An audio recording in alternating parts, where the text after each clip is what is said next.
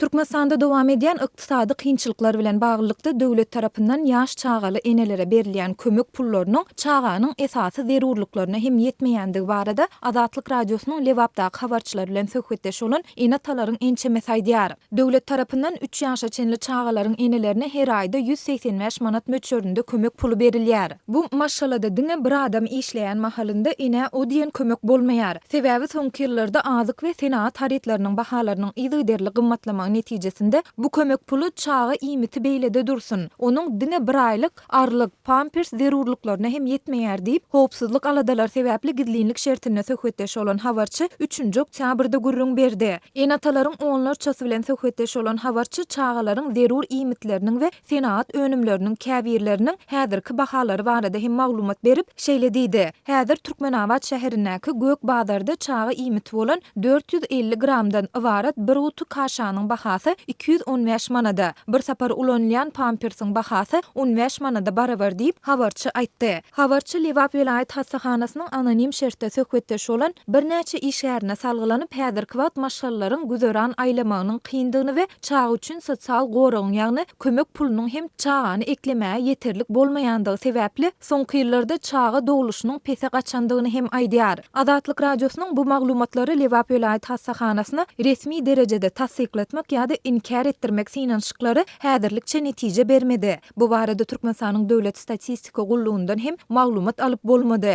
Türkmenistanyň ilaty durmuş taýdan goramak hakyndaky kodeksini tasdiklamak we güýje girizmek hakyndaky kanunyň 85-nji maddasyna laýyklykda ýurtda çağa seretmek boýunça döwlet kömek pulu çağanyň dowulan gününden başlap 3 ýaşa çenli tölenilýär. Türkmenistanyň häkimetleri zähmet, talip, pensiýa haklarynyň we kömek pullarynyň ýylda 10% artyrylýandygyny indi ençeme ýyl bäri tekrarlaýarlar. Ýöne Azatlyk radiosynyň habarçylary we türkmenistanylaryň ençemesi ýurtda azyk we senaat haritlarynyň hemde beýleki hyzmatlaryň her ýyl ortaça 30-40% gymmatlaýandygyny aýdýarlar.